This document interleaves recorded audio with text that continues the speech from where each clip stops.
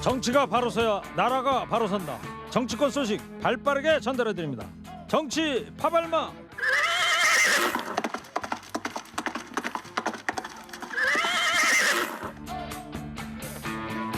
지치지 않는 땡볼 봉보로 봉봉 봉봉봉. 최진봉 선거에 되겠습니다. 어서 오세요. 네, 안녕하세요. 최진봉입니다. 시사평론계 루이 암스트롱. 서정 변호사 나왔습니다. 서정 변호사하고 목소리가 제가 비슷해져 버렸네요. 자, 문재인 대통령과 윤석열 당선인이 오늘 저녁에 6시 반이죠. 네. 청와대 만찬에 들어갔는데 19일 만에 만남입니다. 일단 회동 성사 배경부터 짚어볼까요? 일단 제가 볼 때는 양측 다 부담이 컸던 것 같아요. 그럼 19일 만에 지금 가장 오랜만에 지금 그러니까 역대 정권들을 비교해 봤을 때 가장 오랜 시간 만남이 이루어지지 않아서 국민들의 우려가 심했고 그런 부분들을 양측 다 부담을 느낀 것 같습니다. 그래서 당선인 측도 그렇고 문재인 대통령도 그렇고 일단 만나는 게 중요하다고 아마 판단한 것 같아요. 그러니까 의제나 이런 거 가지고 계속 그 신경전을 벌이는 것이 국민들 볼 때는 양측 다에게 다 부정영향을 미칠 수 있다는 게 판단이 된 것 같고 그래서 아마 일단은 의제 이런 거 관계없이 만나자라고 네. 하는 부분을 어제 아마 청와대에서 다시 한번 요청을 한 것 같고 그거를 유영민 비서실장이 장제원 비서실장이 얘기했다고 하고요. 그걸 이제 장제원 비서실장 측에서 윤 당선인 허락을 받아서 수용한 결과였다. 결국 네.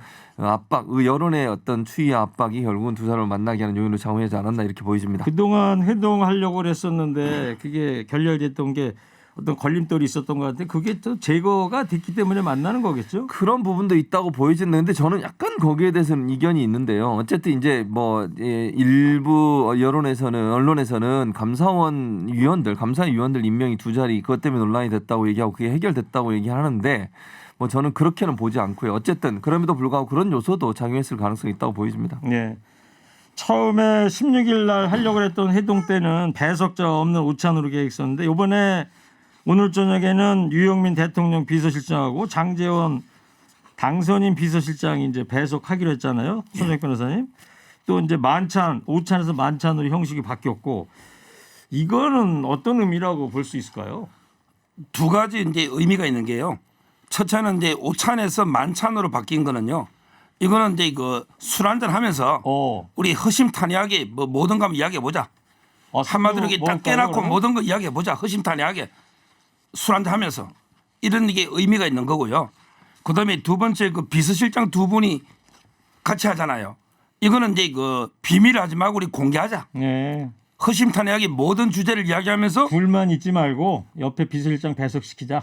이 말은 이게 모든 걸 공개적으로 하자. 네. 이런 뜻으로 저는 두 가지 의미가 있다고 봅니다. 그래요. 만약에 반주를 한다 그러면 어떤 주종을 선택할까요? 제가 보기에 폭탄주는 안 먹을 것 같아요. 폭탄주는 이제 문재인 대통령이 좀 술이 윤석열 당선인보다 많이 약하거든요. 좀 이게 가벼운 알겠습니다. 막걸리나 가벼운 술을 할 것 같아요.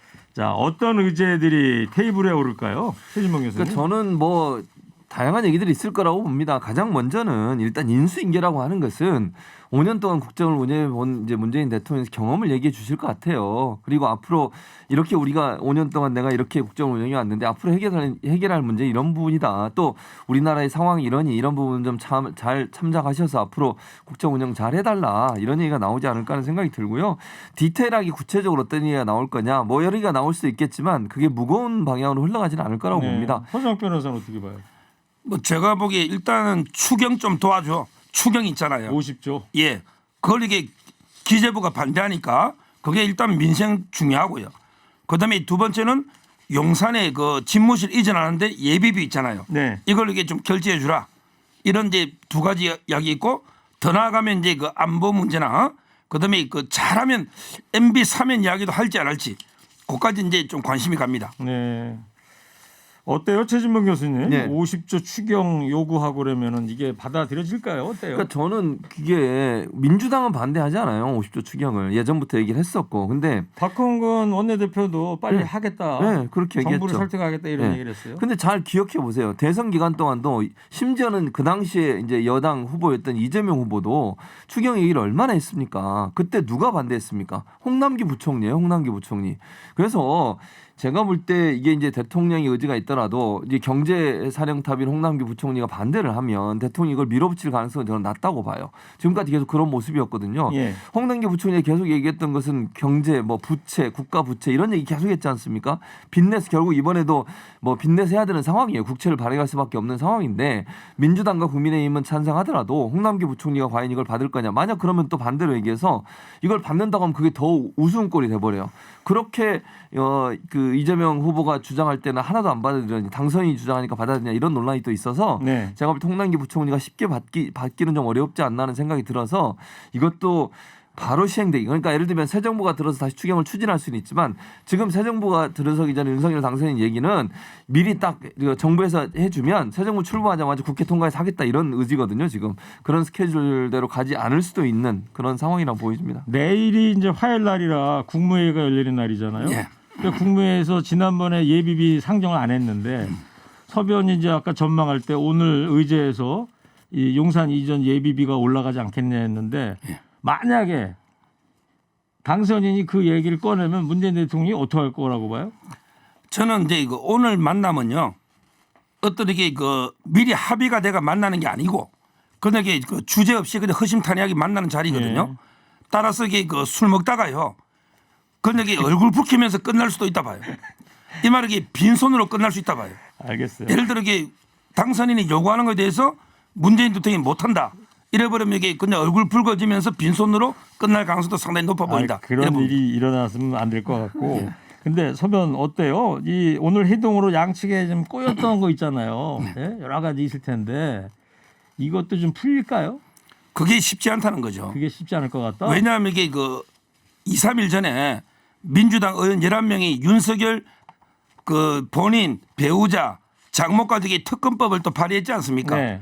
그다음에 그 검찰에서 검수완박 수사권을 이렇게 완전 폐지하겠다 하잖아요. 지금 이게 밑에서는 전투 국면입니다. 근데 두 분이 만나서 한 번에 이게 매듭이 풀릴까요? 저는 네. 상당히 좀 좋은 결과를 기대하기 어렵다 봐요. 그래요. 서정 변호사 얘기 들어보니까 좀 암담합니다.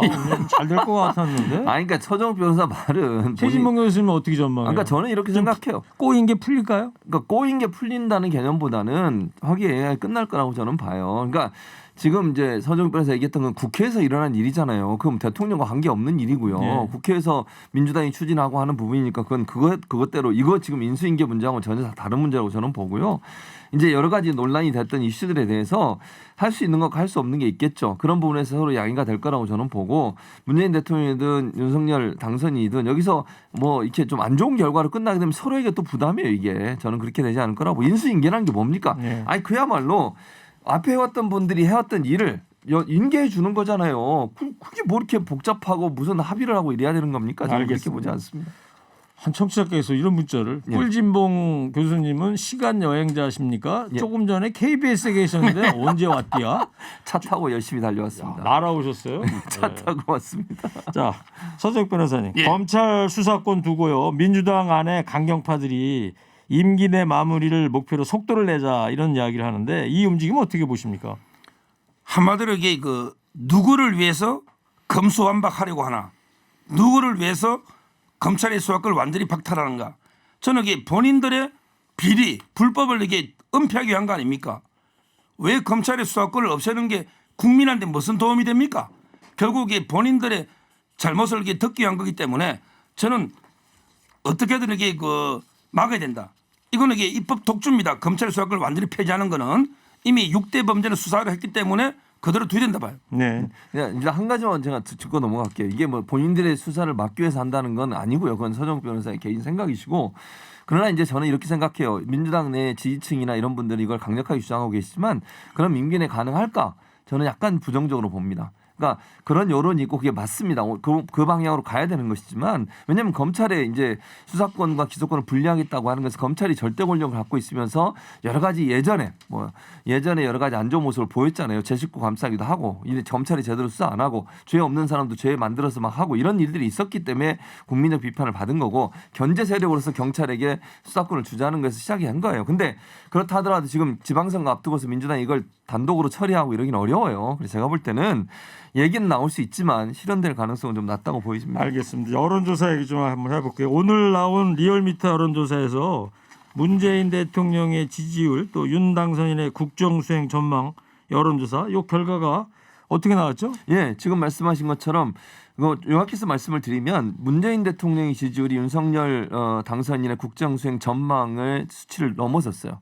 그런데 이게 이제 일단 어디 조사했는지 먼저 말씀을 드리겠습니다. 이번 조사 같은 경우에 무선 97%, 유선 3%, 자동응답 전화조사로 했고요. 그리고 무작위 생성 표집틀을 통한 임의 전화걸기 방법으로 실시가 됐습니다. 18세 이상 유권자 33,412명에게 통화를 시도한 결과 2,512명이 응답을 완료했고요. 7.5% 응답률을 보였습니다. 표본 오차는 95% 신뢰 수준에서 플러스 마이너스 2.0%포인트. 자세한 내용은 리얼미터 홈페이지 또는 중앙선거 여론조사 심의위원회 홈페이지를 참조하시면 됩니다.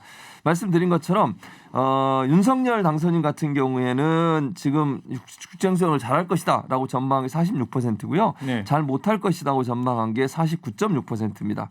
그런데 문재인 대통령은 그 국정수행 능력 지지도가 2주 때 상승세를 보여서 46.7%를 보였어요. 그러니까 윤 당선인의 국정수행 잘할 것이 46%인 반면 문재인 대통령의 국정수행 능력에 대한 지지도는 46.7%라 문재인 대통령의 지지율이 더 높았다 이렇게 볼 수 네. 있을 것 같습니다. 제가 여기 논평을 좀 하면요. 예.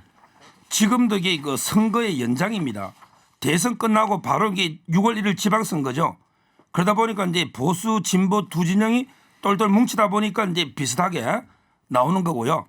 근데 그 문재인 대통령의 지지율은 초에 80%에서 시작했어요. 예, 그랬죠. 근데 지금 반토막 40%대로 끝나요. 윤석열 당선인의 지지율은 40%대에 시작해서 나중에 임기 끝날 때는 80%로 끝날 거죠. 이 말은 이게 시작은 비록 미약하나 끝은 창대하리라. 저는 이래 봅니다. 그런 또 본인 해석을 하십니까? 예. 그 완전히 서정욱 변호사 뇌피셜 아니에요? 뇌피셜이죠. 그러니까요. 아니 일반적으로 보면요. 초창기에 예를 들면 정권 초기에 보통 일반적으로 70에서 60% 최소 60에서 70%였어요. 지금 모든 대통령들이. 근데 지금 윤석열 후보 지금 당선인만 40%예요. 이건 좀 심각하게 보셔야 되는 상황입니다. 알겠습니다. 윤석열 당선인이 새 정부 초대 국무총리 압축 작업에 들어갔다고 그러던데 어떤 인물들이 하마평에 오르고 있어요? 지금 현재 여러 분들이 하마평에 오르고 있는데요. 가장 많이 입에 오르는 분이 한덕수 전 총리입니다. 이분 같은 경우에 지금 가장 많이 하마평에 올라오고 노무현 정부 때 국무총리를 하셨고 이명박 정부 때 주미대사도 하셨고요. 그리고 김한길 전 대표 그리고 박용만 두산그룹 회장도 지금 하마평에 오르고 있고요. 네. 진대재 전 장관 그리고 김기현 원내대표. 신대재 옛날에 정보통신부 예, 장관 맞습니다. 했던. 정통위 장관 했던 분이죠. 그다음에 권영세 사무총장, 현 사무총장, 그리고 박주선 위원장도 이름이 오르고 있고 여기 네. 또 한 분 안철수 인수위원장도 하마평에 오르고 그 있습니다. 최대 관심사는 서정욱 변호사님. 안철수 인수위원장이 국무총리로 직행할까 하는데 어떻게 보세요? 본인이 이제 그 안철수 위원장이 본인이 가장 하고 싶어하는 거는 당 대표예요. 당 대표.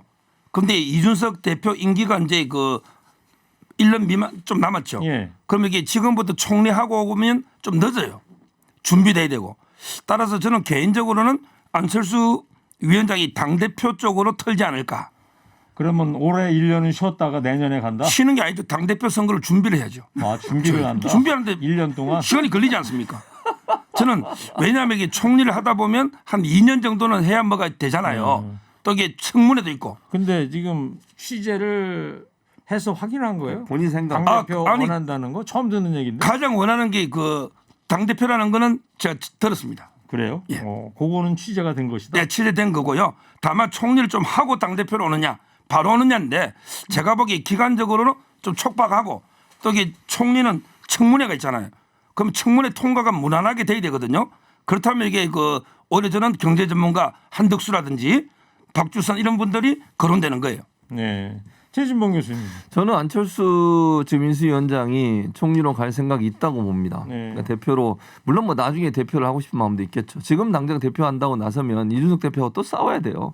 그리고 중간에 뭐 준비한다는 준비를 1년 동안 합니까? 그거 뭐 계속 논란이 될 것이고 그런 상황이라면 본인이 또 지난번에 그 단일화하면서 행정 경험 얘기를 했거든요. 그래서 행정 경험을 할 수 있는 자리는 국무총리 자리밖에 없어요. 그래서 저는 아직까지도 아주 중요한 그 후보군 중에 한 명이다. 물론 뭐 안철수 인수위원장이 안 될 수도 있겠죠. 그러나 후보군 중에 저는 다 반드시 포함시켜야 한다고 보여지고요. 제가 볼 땐 당내 인사보다는 당 외 인사가 될 가능성이 있다고 보여져요. 당외 인사. 김기현 원내대표나 권영세 사무총장 이런 분들보다는 예. 지금 한덕수 전 총리라든지 아니면 안철수 전 위원장 이런 분들을 중심으로 해서 되지 않을까 개인적으로 그렇게 서정 생각합니다. 변호사는 누가 될 것 같아요? 저도 안철수 이제 위원장은 아니라고 그러는 거고. 저도 이제 경제 같으면 한덕수, 예. 통합에 방점을 두면 박주선 뭐 이런 분들이 유력하지 않나 봅니다. 그렇군요. 예. 청취자 한께서 문자를 서정욱 변호사님은 개인 생각을 사실인 양 말하는 거 아닙니까? 예. 또 한 분은 와 사이다다 서정욱 변호사 구구절절 오르신 말씀 유튜브 스타다. 예. 유튜브 스타입니다. 호불호가 이제 확실히 갈려집니다. 호가 좀 많죠. 글쎄 제가 다 문자를 못 봐가지고 지금. 예. 자 윤당선인이 새 정부 출범 앞두고 국민의힘 현역 의원의 대통령실 차출을 최소화하겠다 이런 말을 했어요. 그게 필요합니다. 지방선거에도 차출할 때 10% 감점을 주거든요. 저는 청와대로 갈 때는 점수를 매긴다면 한 50% 감점 주래요. 현역 의원이 청와대로 지금 갈 여력이 없습니다. 지금 이게 국회에서 입법 전쟁이 벌어지거든요. 저는 최소한으로 이게 현역 의원은 차출은 최소한으로 그 점에서 이제 그 장제원 의원이나 네. 이런 분들도 이게 비서실장을 한번 제고해봐야 된다. 왜냐하면 이게 그러면 또 보궐선거부터 현역이 줄잖아요. 그게 필요하다고 저는 보고 네. 그렇게 할 걸로 생각해요. 장제원 지금 당선인 비서실장은 대통령실까지 모셔다 드리고 자기는 국회로 돌아가겠다 그 얘기를 했단 말이에요. 아주 이게 바람직한 자세고 그래 해야 됩니다. 예. 잘 아세요? 예, 잘합니다, 정말. 예. 자, 윤 당선인이 국방부 청사에 예. 최진봉 교수님 관저 신축 검토하고 있다. 이 보도가 어제 나왔던데. 어제 나왔어요. 근데 뭐 아직 결정은 안 됐다라고 지금 당선인 측에서 얘기하고 있는데 저는 뭐 개인적인 의견을 말씀드리면 저는 만약에 국방부로 그 집무실 옮기면 관저는 거기에 지어야 된다고 생각해요. 뭐 그건 좋습니다. 근데요. 그러면 원래 계획했던 예산을 똑바로 잘 공개해야 된다고 저는 생각해요. 들어가는 비용에 대해서. 지금까지 자꾸 비용 별로 안 들어간다고 그렇게 얘기하시는데 관저가 밖에 있는 거 저는 절대 좋다고 생각하지 않습니다. 출퇴근에 얼마나 많은 피해를 주겠습니까 시민들.